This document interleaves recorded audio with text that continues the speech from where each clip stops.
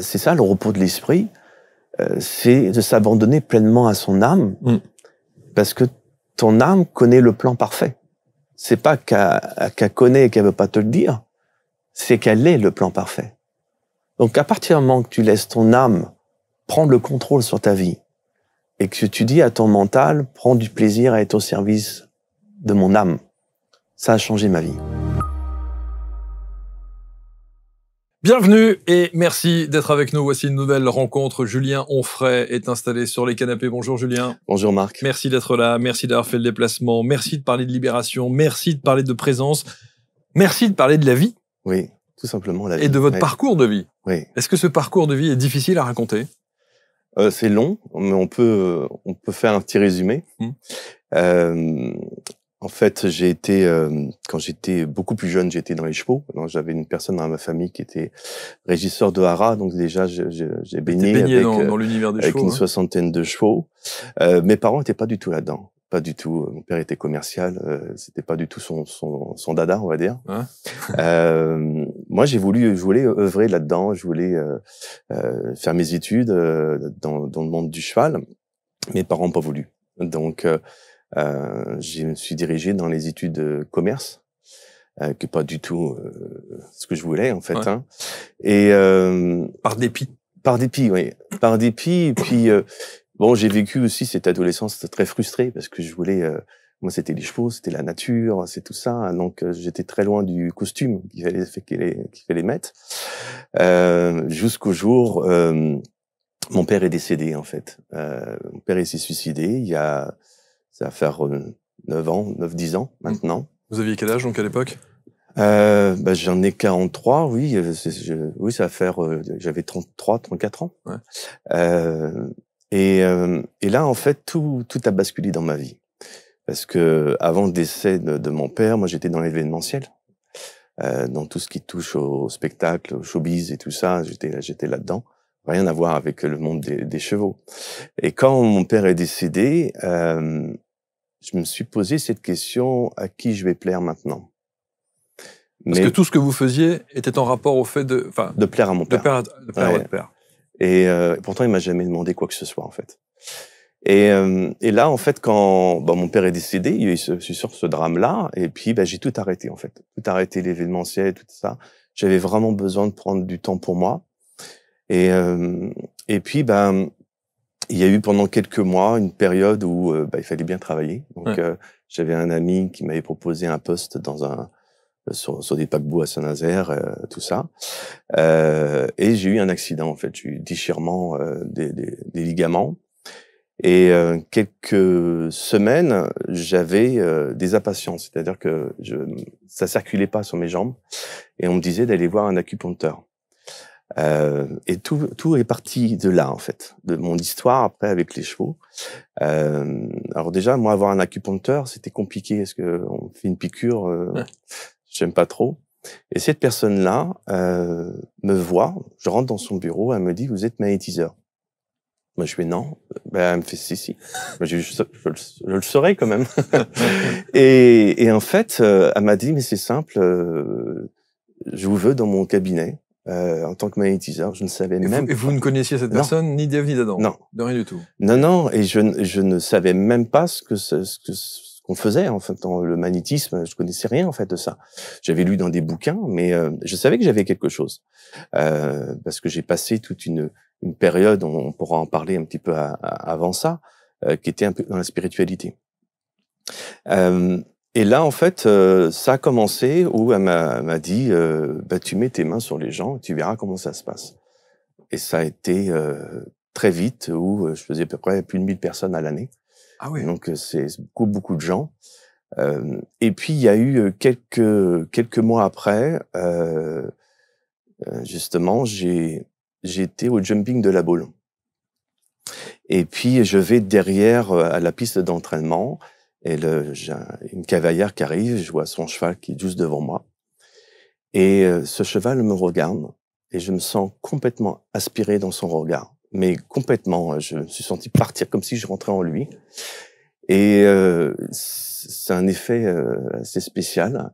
Alors, je me suis dit, soit c'est la bière que j'ai bu avant qui avait un effet. C'est ça, il y a l'effet secondaire de l'alcool, avec modération, comme toujours, mais là, visiblement, vous avez abusé. Et en fait, j'ai vraiment senti une connexion avec le cheval. Donc, pendant 2-3 jours, j'arrivais pas trop à dormir. Je me suis dit, il s'est passé quelque chose. Je vais retourner voir dans un centre équestre. Je regardais les chevaux, ils me calculaient pas. J'en ai voir 2 ou 3 et je suis tombé sur un cheval. Il y avait un propriétaire, un petit monsieur. Et je m'approche et là, j'ai pu dire, je suis magnétiseur. Est-ce que je pourrais éventuellement faire une séance à votre cheval? J'ai jamais fait. Et je suis tombé sur un monsieur qui croit pas du tout à ça, en fait.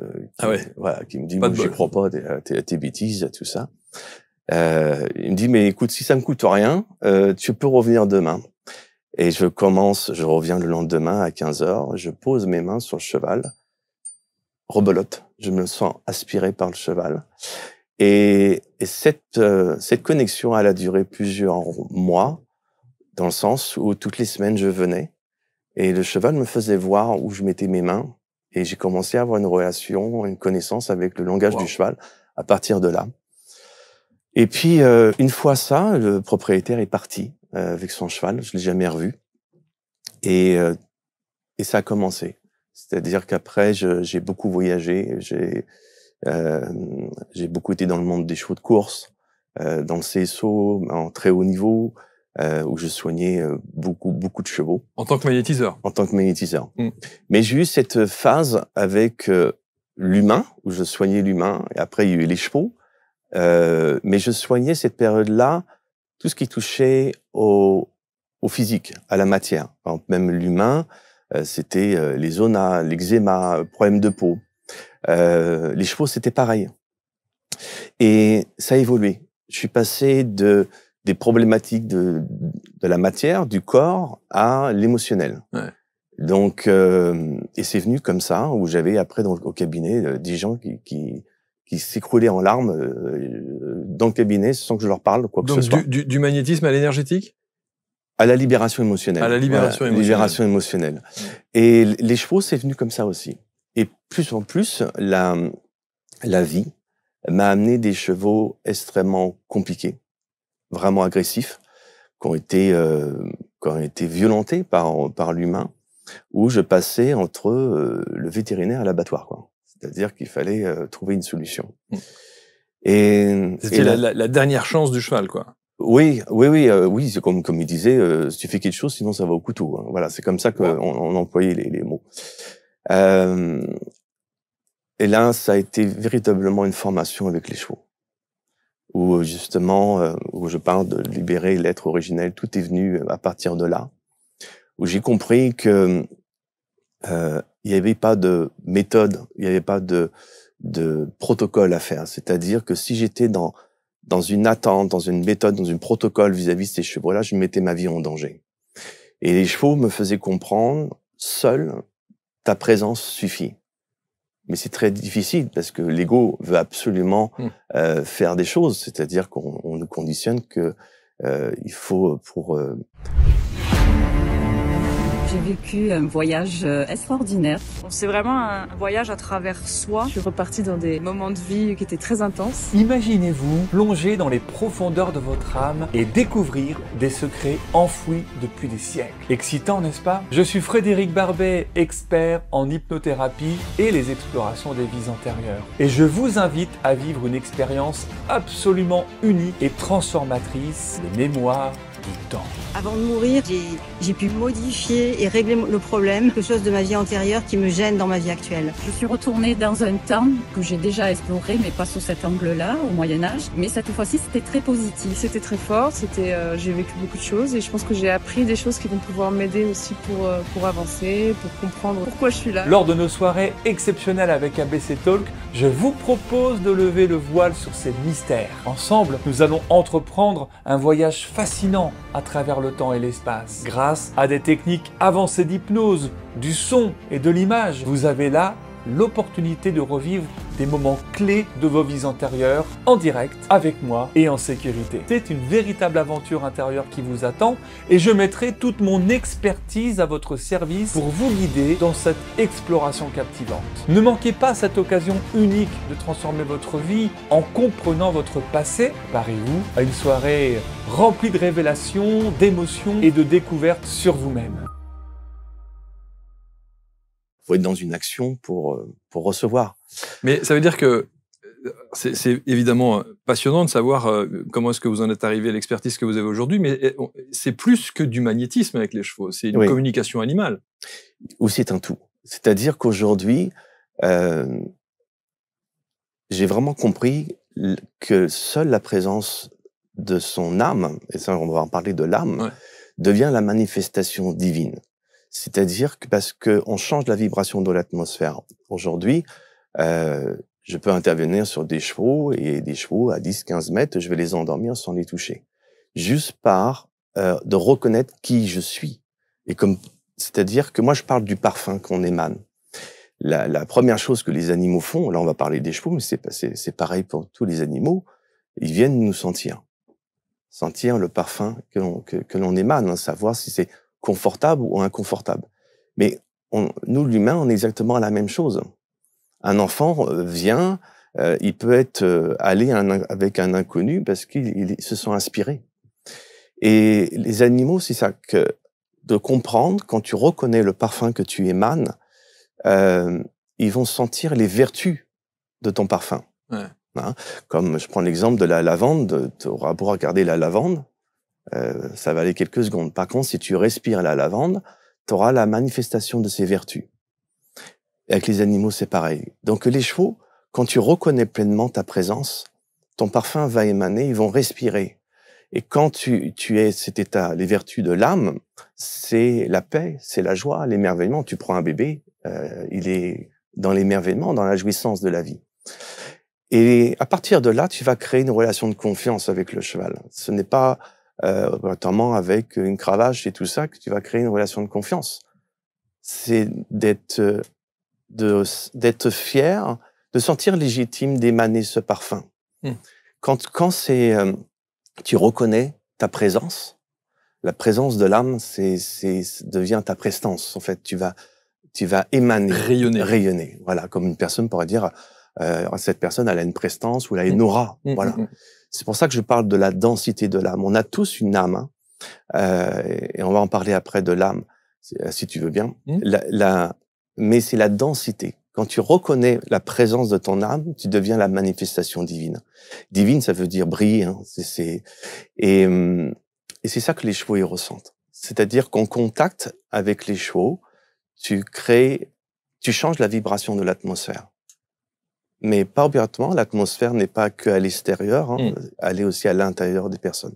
Quand une personne qui est en état de stress est capable de te donner mal au ventre. Pourquoi on ne pourrait pas non plus faire une belle manifestation aussi? C'est vrai. Alors, avant de continuer dans l'expertise et de votre accompagnement et de ce que vous préconisez, de votre histoire, la dimension spirituelle, avant le décès de votre papa, vous avez une relation particulière à la spiritualité, voire même au dogme, à la religion. Oui. En fait, ma mère, elle a été dans la voyance. Elle faisait les cartes, ma grand-mère, c'est pareil. C'était un peu tabou dans la famille. Mais elle est devenue aussi pasteur. Donc elle a tout arrêté la voyance, elle est devenue pasteur. Moi, j'ai fait l'école biblique aussi. J'ai été missionnaire. Et en fin de compte, il y avait déjà quelque chose qui me gênait. Moi, je voulais être libre de ces choses. Et libre de penser, libre de croire, libre de dire, ou de ne pas faire. Et puis, c'est surtout que j'avais pas l'image de Dieu comme la plupart des personnes. Parce que même, il y a un verset biblique qui dit que nous sommes créés à l'image de Dieu et Dieu est esprit. Esprit, ça veut dire le souffle. Et j'avais toujours cette image du souffle, que l'âme, ça veut dire aussi le souffle, ça veut dire la vie. Et je n'avais pas l'image de Dieu dans une matière, dans une forme. Donc, j'ai arrêté tout ça aussi. J'ai arrêté ça parce que pour moi, je ne voulais pas être conditionné. Hein. J'avais peut-être un peu le côté cheval. Voilà. Et tout a été, j'imagine, conforté au décès de votre père. Oui. Oui, parce qu'il y avait des croyances, c'est-à-dire que dans la religion, là, c'était côté évangélique que j'ai été. J'ai appris beaucoup de choses. Hein. J'ai vraiment appris plein de choses. Mais c'était très cloisonné. Et moi, ça me dérangeait. Je voulais vivre ma propre expérience. Et puis c'était, faut pas faire ci, faut pas faire ça. Il y avait beaucoup de culpabilité. Et puis c'est une servitude. Hein. C'est-à-dire, tu te sens la servitude de la religion ou même spirituelle. Hein, c'est pareil, il y a une servitude. Hein, aujourd'hui, on peut être trop dans la méthode, dans le protocole. On cloisonne de trop. Et pourtant, il faut pas oublier qu'on est là pour vivre. Hein, tout simplement, comme tu as dit, la vie, transmettre la vie. Mais cette période-là, j'ai eu ma période un peu rebelle où, allez, j'arrête tout. Et quand mon père est décédé, alors dans la religion, de sentir la présence d'un défunt, alors là, faut même pas en parler. C'est surtout limite si j'ai pas donné mon âme au diable. Et quand mon père est décédé, j'ai senti la présence de mon père. Et oui. Et j'ai gardé ça pour moi. Et quand j'en ai même parlé à ma mère, elle écoutait, mais c'était très dur pour elle de concevoir ça. Même si elle avait ces facultés de voyante.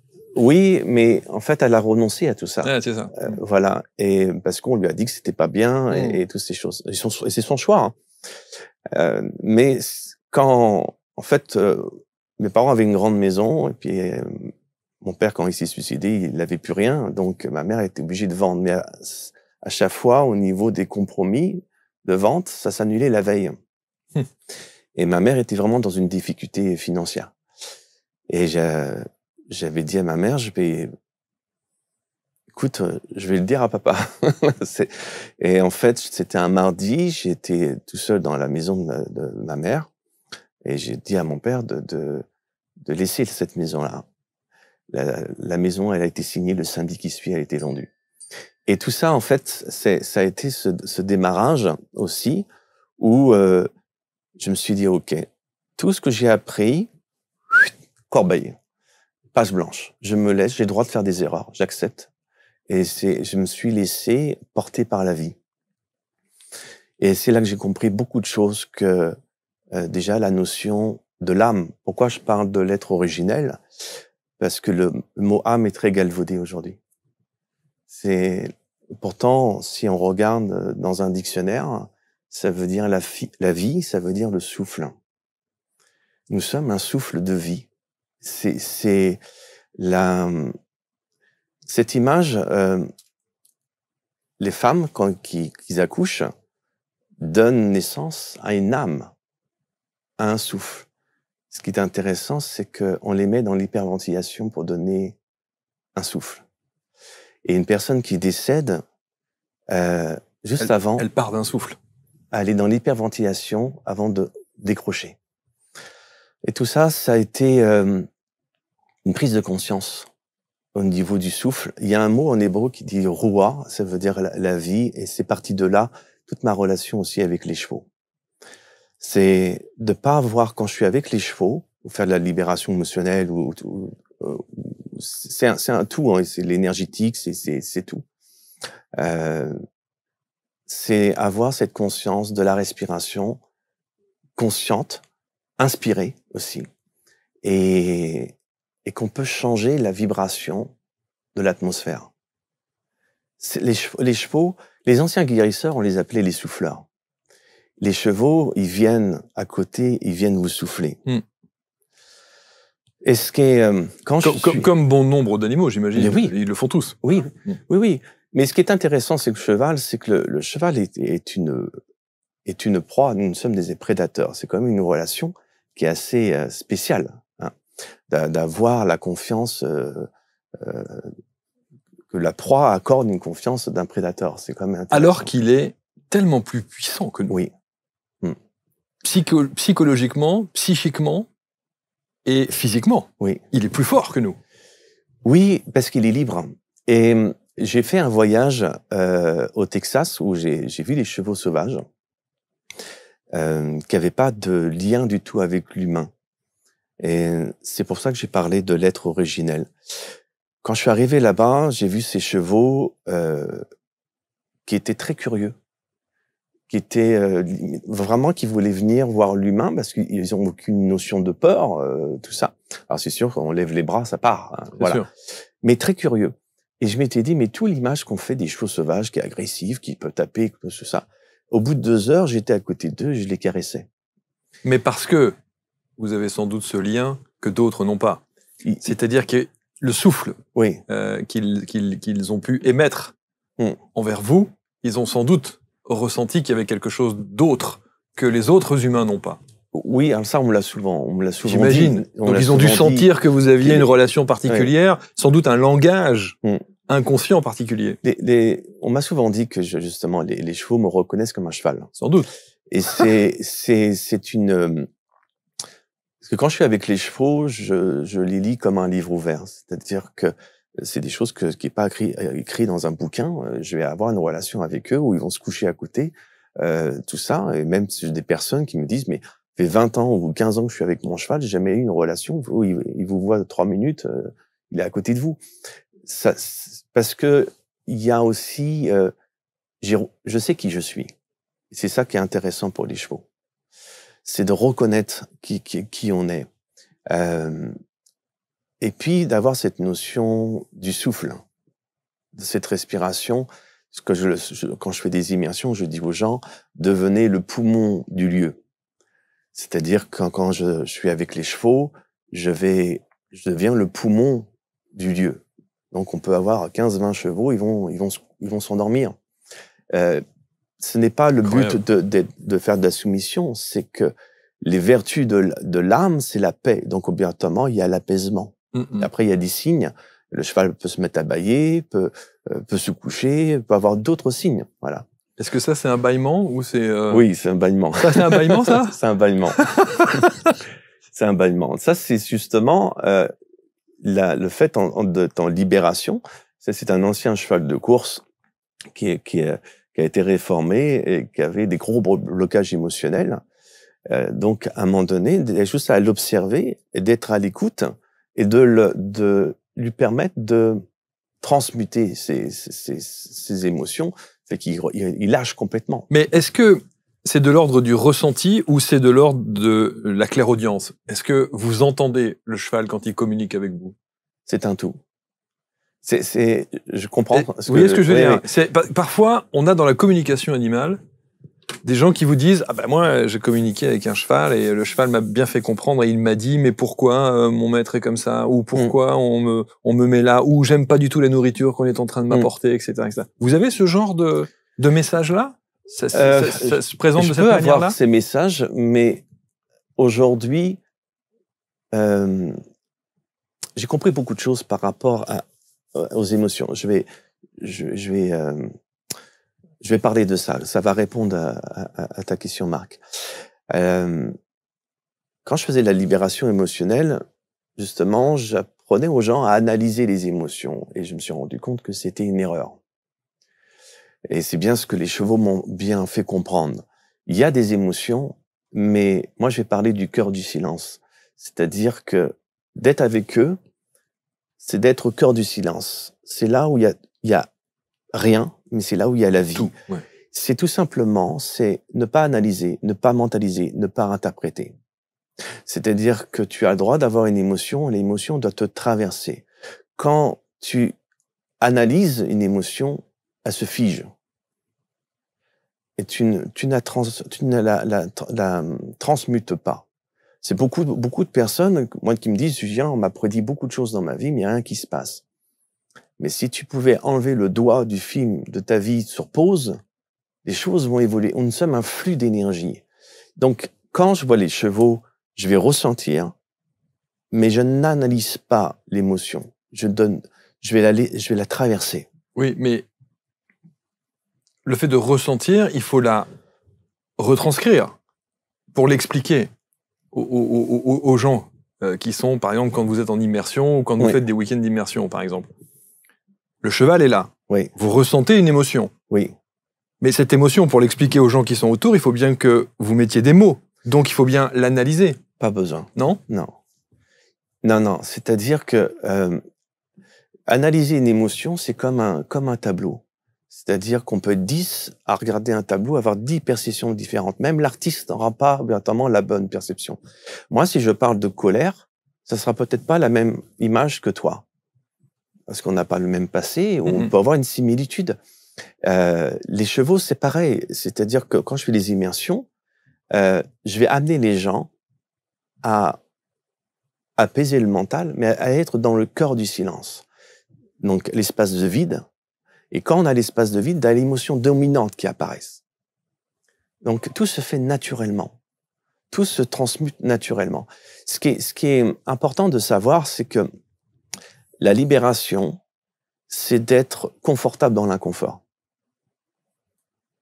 C'est pas de sortir de sa zone de confort, c'est un leurre, ça. C'est transmuter ça. C'est extraordinaire. J'ai reçu un mail ce matin d'une personne qui me dit à quel point tous les invités que nous avons sur ce plateau sont extrêmement divers et variés. Ils ont chacun leur expertise et ils sont parfois très contradictoires. Quand vous dites sortir de sa zone de confort, c'est presque une aberration pour vous. Oui. Tout le monde parle de sortir de sa zone de confort. Oui, mais pour aller où après? C'est-à-dire que c'est pour ça que quand on n'analyse pas, quand on peut avoir un constat émotionnel. Il y a une colère, ok. Pourquoi elle est à chercher ce qui se passe? Elle va te traverser.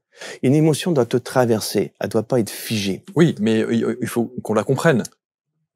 Pourquoi est-ce qu'elle, certes, elle me traverse, mais pour éviter qu'elle ne me retraverse une seconde fois ou qu'elle ne m'impacte, il faut bien que je connaisse la provenance et pourquoi ça elle est là. Tout seul, ça viendra tout seul.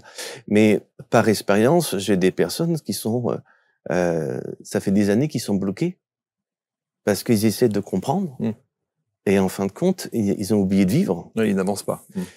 Je prends l'exemple, on va dire des animaux, hein, mais on est pareil, c'est le vivant, c'est le vivant. Nous sommes des animaux. Les animaux, est-ce que tu penses qu'ils se disent, bah dis donc, toi t'es en colère, tu devrais vérifier ton karma.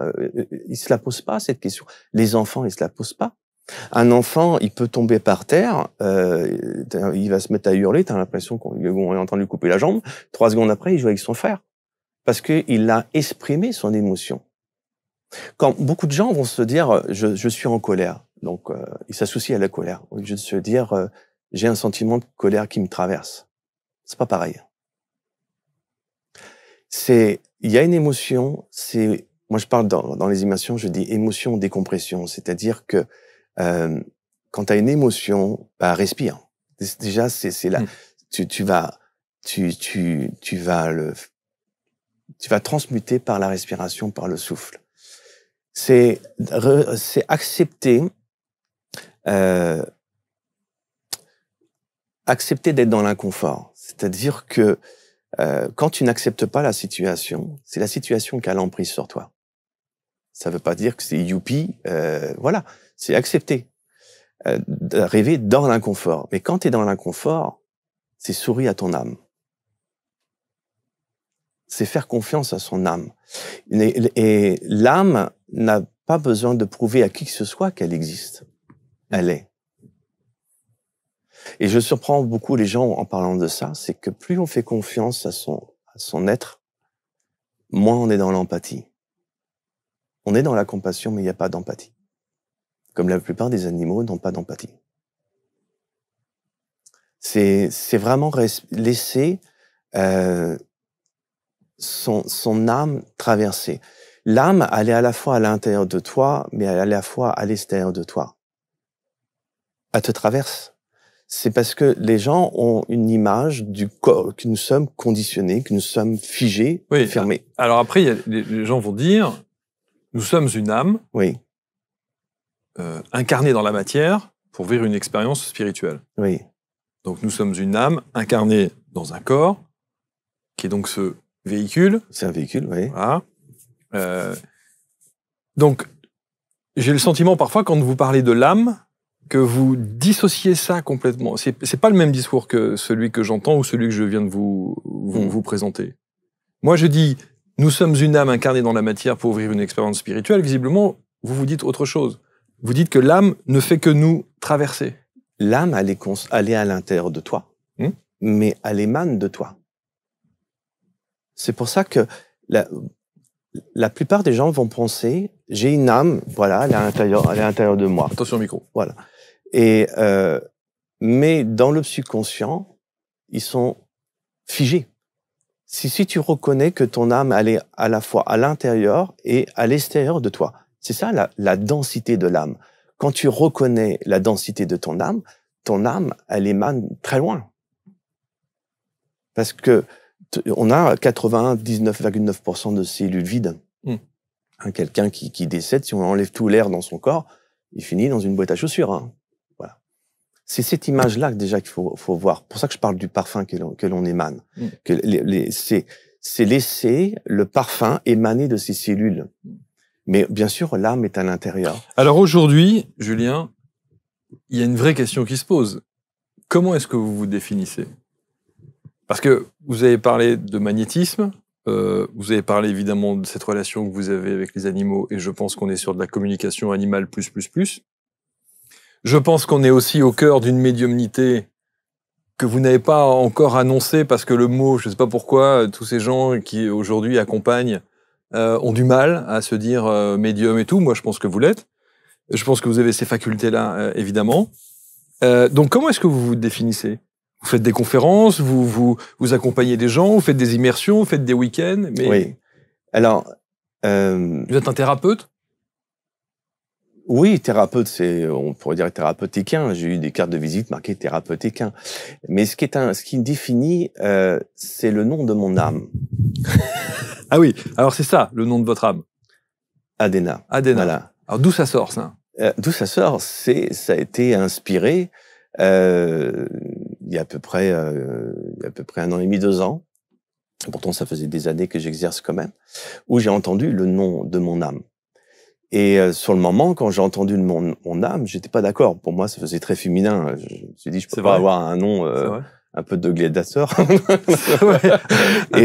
Et en fait, pour rien au monde, aujourd'hui, je changerais ce nom. Ça a été... Donc ça, déjà, ça arrive en clairaudience. Oui, je l'entends. Vous l'entendez? Oui, je l'entends. Et puis, sur le moment, mon âme me fait bien comprendre qu'il faut que je le mette en avant. Et c'est là que j'ai compris que pour reconnaître pleinement son âme, il faut aussi l'identifier. Je vais te donner un exemple. J'ai eu une personne un jour au téléphone, j'entends elle avait un petit chiot. J'ai dit, imagine que tu n'aies pas de nom à ce chiot. Comment tu fais pour avoir une relation? Elle me dit, c'est pas possible. J'ai dit, et ton chiot, comment il vivrait si tu peux pas l'appeler? Tu vas pas lui dire chiot? Elle dit, ça sera compliqué. Je dis, c'est exactement la même chose avec l'âme. Quand tu ne reconnais pas ton âme, quelle relation que tu vas avoir? Sauf que vous avez cette faculté qui vous permet d'abord de l'entendre et de l'identifier. Oui. Et donc de lui donner ce nom. Mais je suis pas le seul. C'est-à-dire que quand je fais beaucoup d'accompagnement, beaucoup de gens le reçoivent. Alors juste un truc, d'où ça vient? Comment ce nom vous arrive et comment est-ce qu'il a une origine? Est-ce que vous savez pourquoi? Qu'est-ce qu'il veut dire? Pas obligatoirement. Il y a, moi je vais dire que j'ai été inspiré. Alors c'est intéressant parce que quand on inspire, c'est respirer, d'accord? Mais on devient inspiré, justement, ça veut dire être en esprit, être dans. C'est là qu'on devient aussi inspirant. Le même mot veut dire plusieurs choses. En fait, ce qu'il faut comprendre, c'est que le nom de l'âme, c'est une vibration, c'est une résonance. C'est pas obligatoirement, moi, le nom, prénom Julien, mes parents m'ont donné. Derrière, il y a une explication. Je me rappelle même plus pourquoi il y avait ce prénom-là. Mais Marc, c'est pareil. Il y a une histoire derrière Marc. Pourquoi tes parents t'ont appelé Marc? Mais dans aucun cas, ça fait la personne que tu es.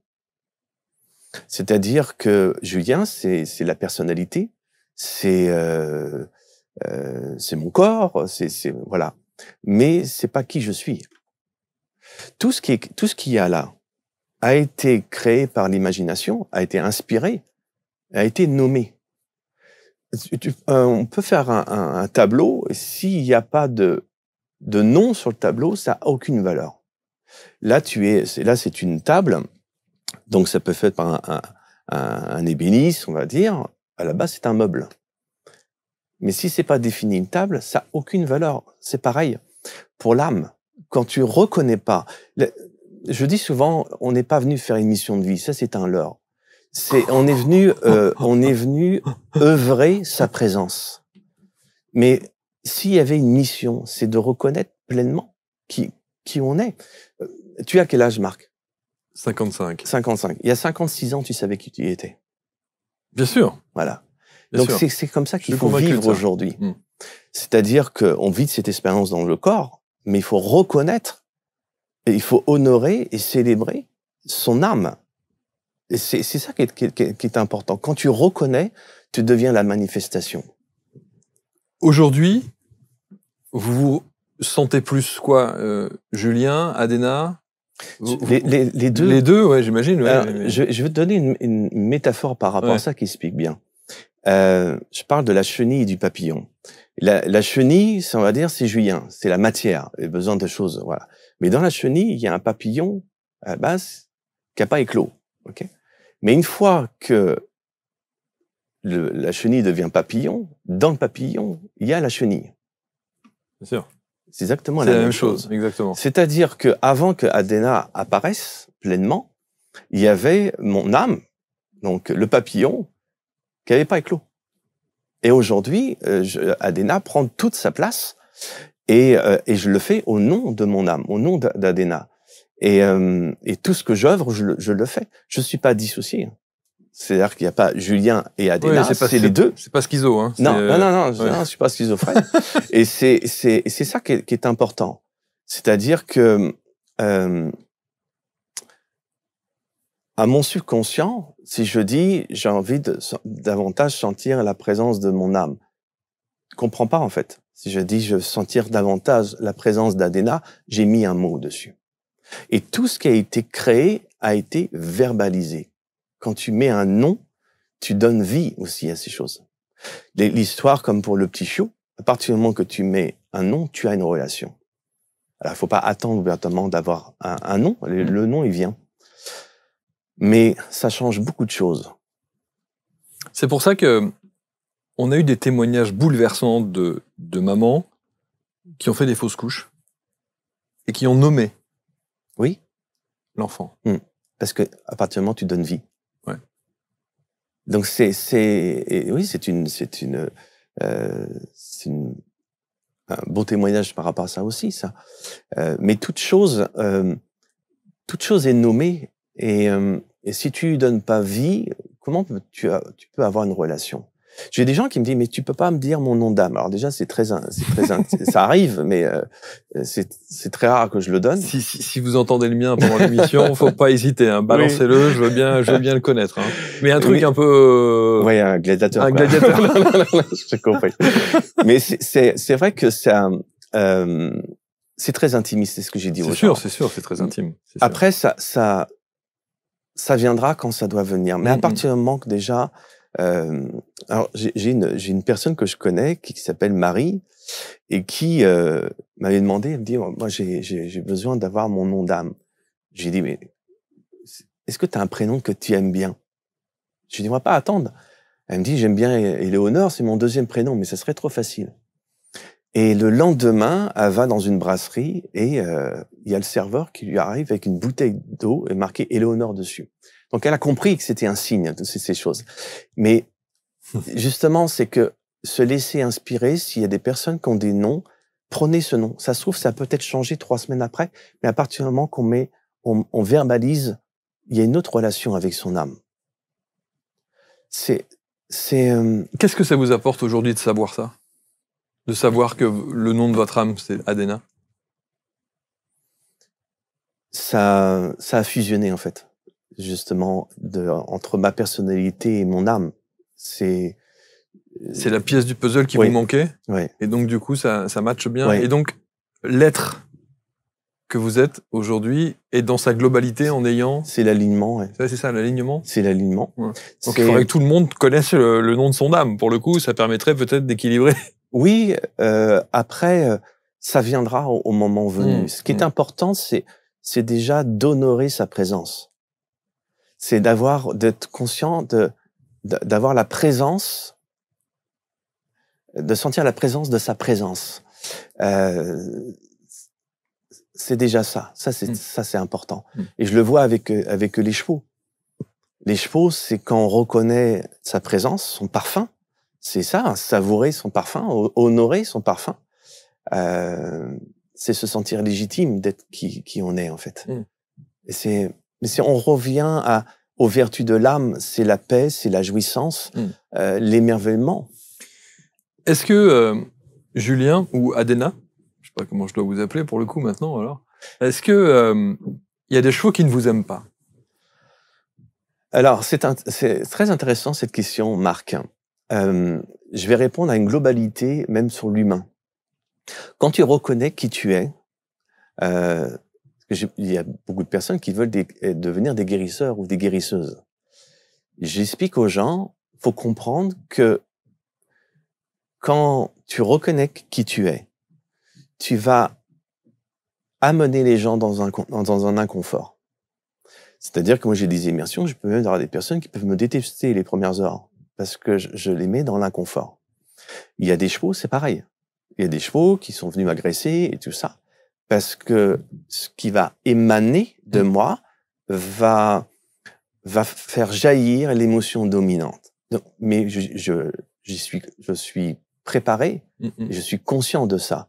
C'est pour ça que beaucoup de personnes veulent guérir, mais ils veulent un petit peu du magique. Du magique. Je prends l'exemple de la chenille du papillon. Ok, mais j'aimerais bien être le papillon, mais personne ne veut être dans la chrysalide.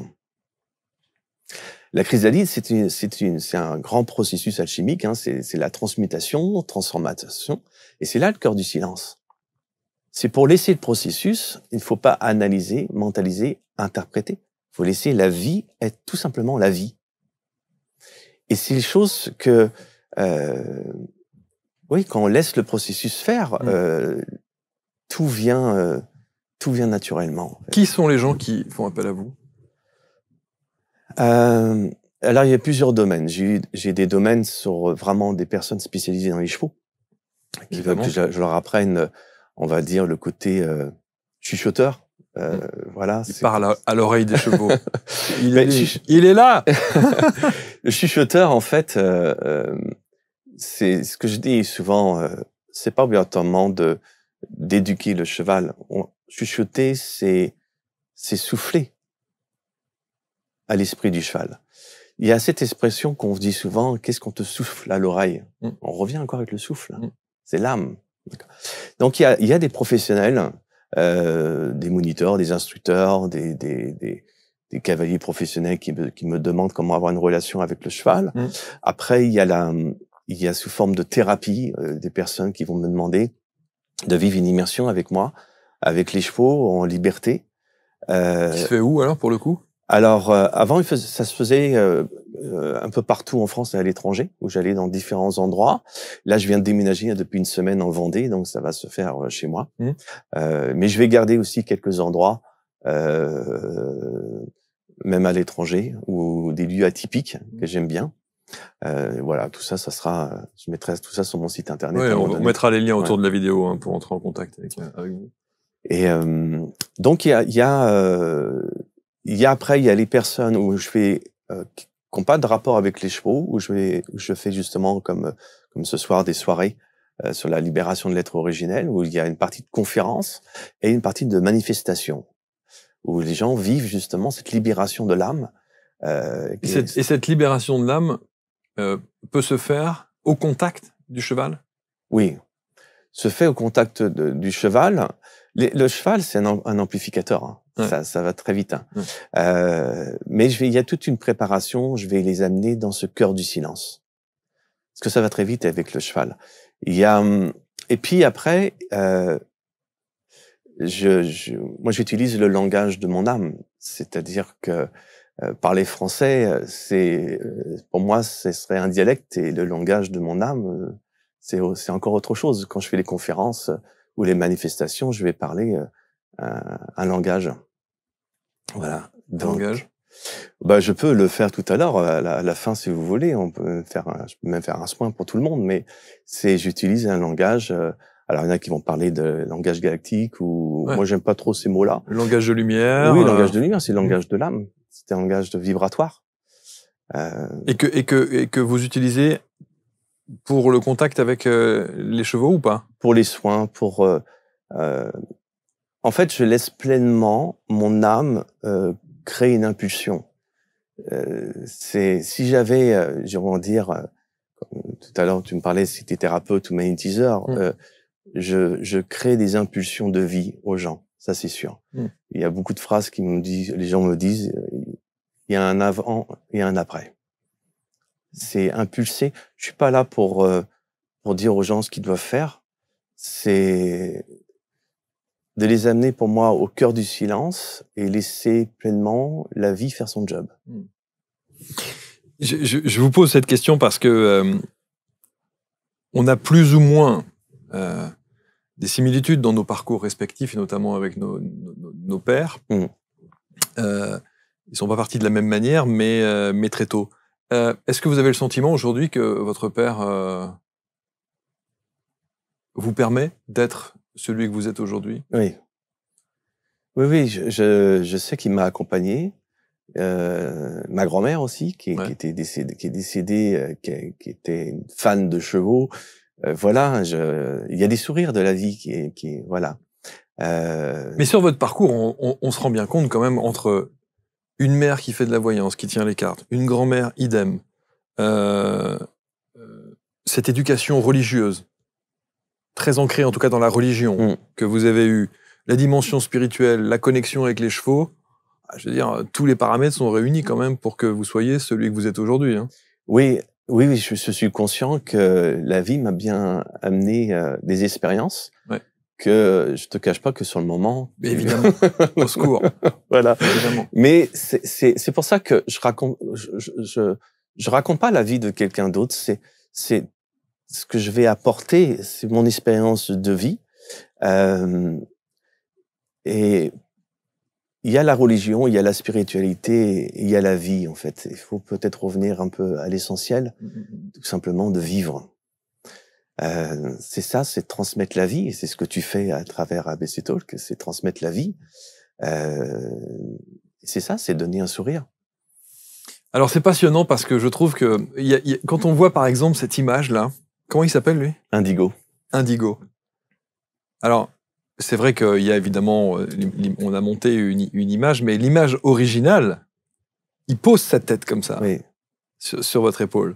Oui, et en plus, ce qui s'est passé sur cette photo-là, ça fait très salut mon pote. Oui. Je pose sur la photo. Non mais c'est vrai, hein, quand on le regarde comme ça, rien que dans son regard, on sent qu'il se dit attends, bouge pas, moi aussi je pose.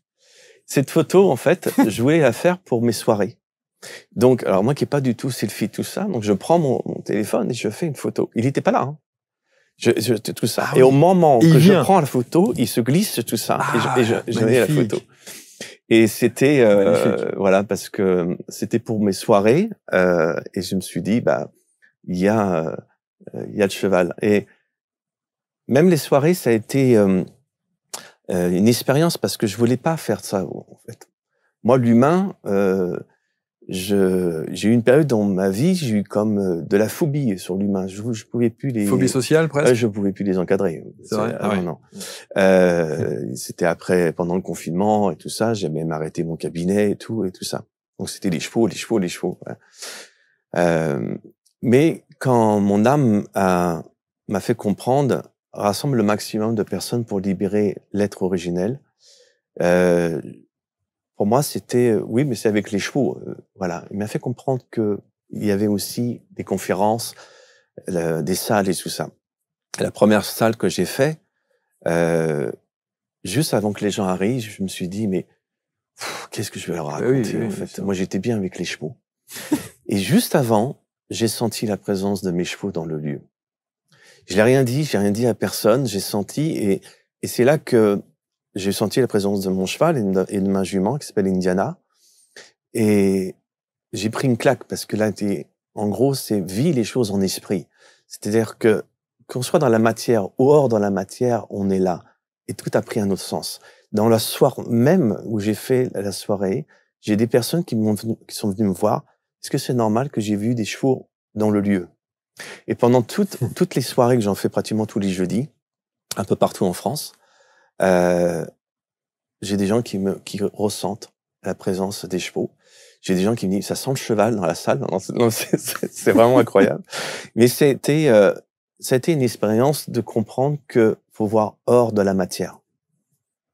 Et c'est parfois une dimension tellement abstraite qu'elle est aussi difficilement compréhensible parfois. Oui. Parce que il y a rien de palpable, il y a rien de, tout est dans la subtilité. Oui.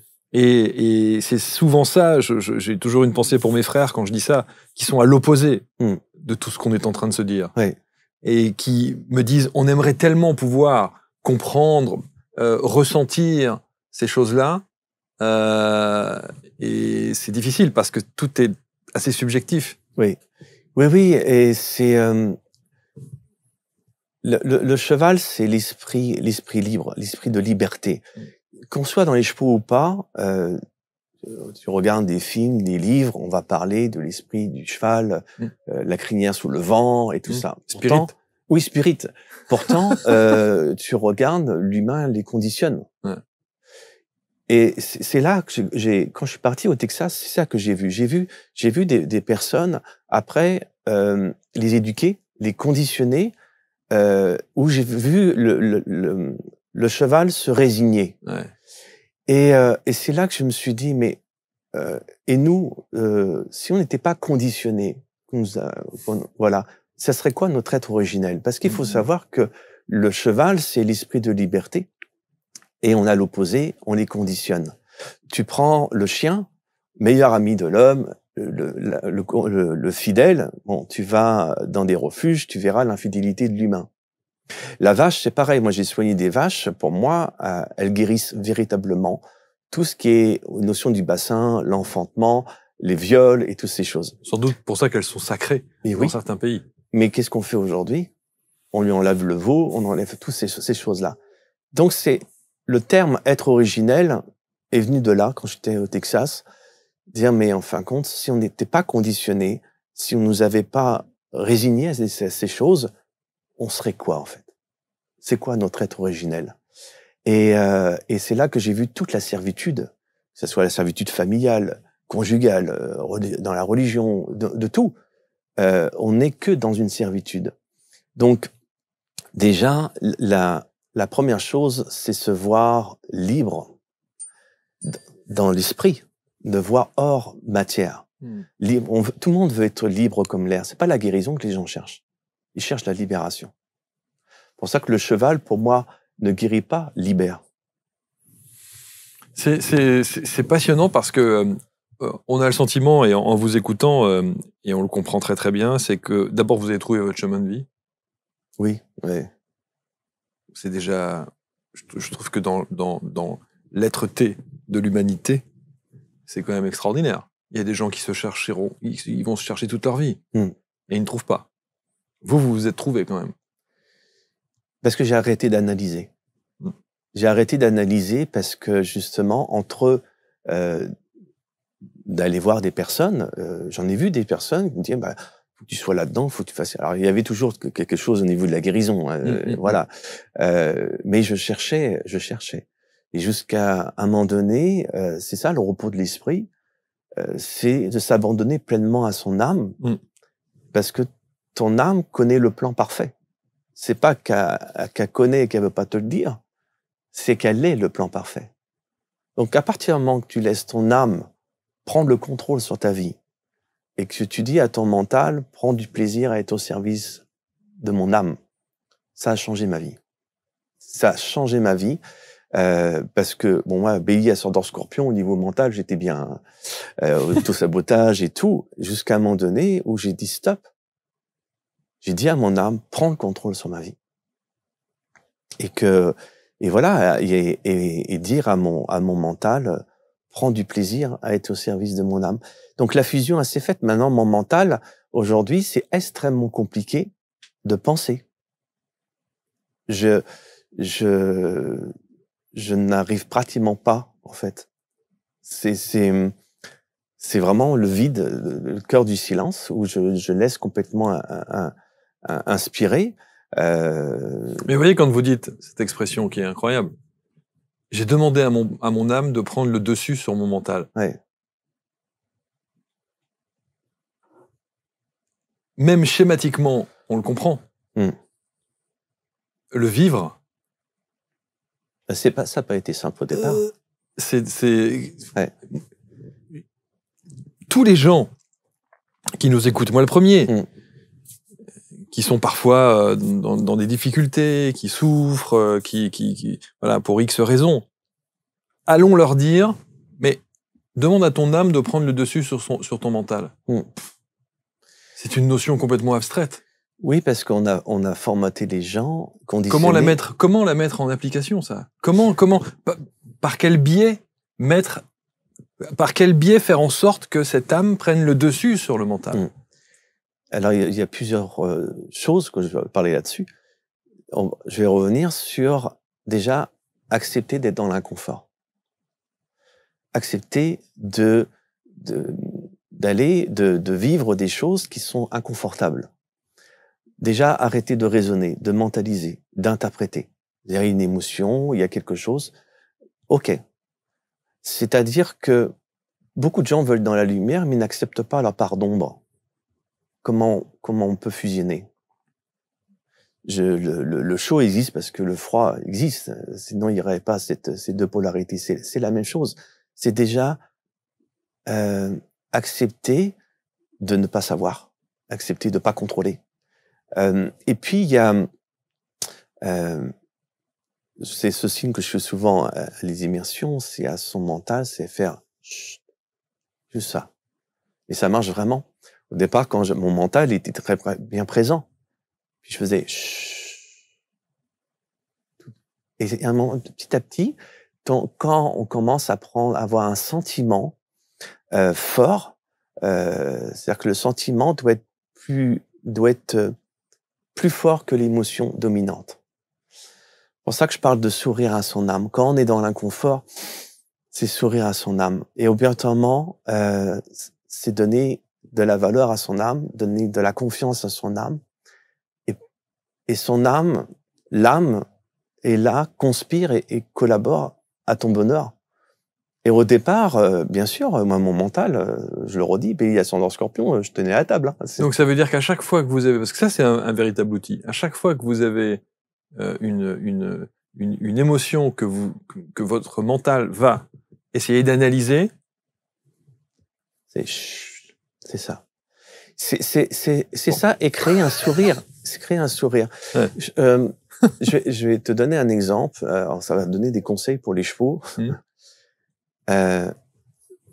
Les chevaux, s'ils ont un état d'activité, de stress ou émotionnel, on va dire, une échelle de 0 à 10, ils ont vrillé. Hein. À 0, ils sont sous CBD. Voilà. S'ils sont à 7, 8 sur 10, on peut pas avoir un dialogue. Comme quelqu'un qui est énervé, tu peux pas. Il faut qu'il redescende. Pour ça, je parle de l'émotion décompression. C'est-à-dire que quand l'activité est trop... est au max, oui. Est au max, ouais. C'est... Soit on fixe un point quelque part, ouais. Et c'est sas de décompression. Et à partir de là, s'il faut le faire plusieurs fois par jour, mais même des fois, dès qu'on commence à monter à 6, 7 sur 10, on fixe un point quelque part et on décompresse. Tu as le droit de monter, mais il faut décompresser. Si tu fais ça plusieurs fois par jour, t'arrives le soir, t'es pas à 10 sur 10. Donc, tu arrives à jauger entre 5 et 6 sur 10. Donc, obligatoirement, tu n'es pas dans le mental. Tu acceptes d'avoir une émotion, ça monte, c'est des pics, mais tu décompresses. C'est émotion, décompression. Parce que si tu laisses justement la spirale, Après, tu reviens pas, en fait. En tout cas, c'est passionnant. D'abord de voir, c'est beau, parce que à chaque fois qu'il y a une belle relation avec les animaux, c'est déjà extrêmement touchant. Voilà, et particulièrement ces animaux-là, il y a une relation avec l'homme qui est quand même assez... Qui est pure. Ouais, c'est extraordinaire. Ils sont en Vendée? Oui, faut arriver chez moi, en Vendée. Ils sont bien? Oui. Ouais. Oui. Là, je prépare tout pour faire des immersions. Donc, il y aura la forêt, il y a les rivières, il y a... Génial. Voilà. Ils sont 2?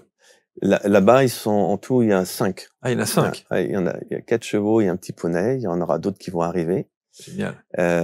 Voilà, donc... Bon, on mettra les liens, encore une fois, autour de cette émission pour que vous puissiez rentrer en contact avec Julien, les conférences. Et tous les jeudis soirs? Alors, les jeudis soirs, j'organise des soirées un peu partout en France ou même à l'étranger. Et puis, à partir d'avril, je vais lancer les immersions. Bon, je fais des séances en ligne, mais je suis complet de chez complet. Et là, je vais lancer à partir de début janvier, justement, une vidéo où je vais mettre en ligne, où je vais mettre toutes mes connaissances et mon savoir sur les chevaux, sur le langage du vivant. Il n'y a pas que pour les chevaux, c'est tout ce que j'ai pu apprendre, comment on peut libérer les émotions, qu'on peut avoir une relation avec le vivant. Je vais mettre tout ça en ligne. Et une dernière question, Julien, mais parce qu'il y a toujours une question que je me suis posée, notamment sur les chevaux de course. Quand on les voit sur les hippodromes, je me suis toujours demandé si ces chevaux étaient heureux. Alors oui, c'est une bonne question. J'ai eu des personnes qui m'ont dit pourquoi tu travailles dans le monde des courses. J'ai même formé des entraîneurs et des jockeys dans les centres de formation. J'ai vu des chevaux qui aimaient ça, vraiment. Comme il y a des disciplines dans équestre que je suis pas du tout fan, et j'ai vu des chevaux prendre du plaisir. Ça, c'est une véritable question. Après, ce milieu-là, pour moi, c'est important de mettre beaucoup de lumière aussi. J'ai eu des personnes qui m'ont dit, Julien, pourquoi tu te mets là-dedans?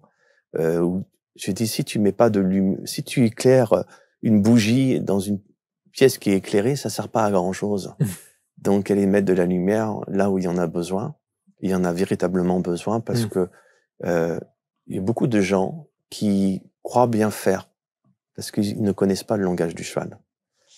Et mais dans ce monde équestre, dans tous les centres de formation, dans tous les hippodromes, dans toutes les écuries, dans tous les haras, tout le monde devrait faire appel à vous ou à une personne similaire que vous pourriez former parce que c'est essentiel. Oui, c'est quand même la base. Le bien-être du cheval pour qu'il soit dans les meilleures conditions et qu'il puisse... Alors, je sais qu'en général, ces chevaux de course sont extrêmement bichonnés. C'est des Formule 1. Voilà, c'est vraiment des bons. Mais ça reste un être vivant. Oui, parce que en fin de compte, parce que c'est un manque de connaissances des gens. De savoir, pour eux, on leur a appris, souvent c'est des éleveurs ou des entraîneurs, c'est génération de génération, ils recopient ce qu'ils ont appris, bien ou mal, ils refont. Mais j'espère. Il vous est déjà arrivé de dire à un entraîneur ou un jockey, le cheval aime pas ce qu'il fait? Ah oui, parce que j'ai un franc-parler, moi je dis cache les choses. Ouais. Donc j'ai pas peur de dire les choses. Justement, je suis là pour le bien-être de l'animal. Alors oui, j'ai vu des choses j'ai vraiment vu la maltraitance, vraiment. Et quand on veut œuvrer dans le monde du cheval, il faut en être très conscient. Ou éventuellement un responsable de haras ou de chevaux de course et qui pense bien faire. En son âme et conscience. Oui, c'est ça. Et qui n'obtient pas de bons résultats parce que le cheval ne veut pas et ne se sent pas bien ni à cet endroit, ni à ce qu'on lui impose de faire. Mais les personnes, ils conditionnent les chevaux, où ils sont violents avec les chevaux. Premièrement, déjà parce qu'ils en ont peur.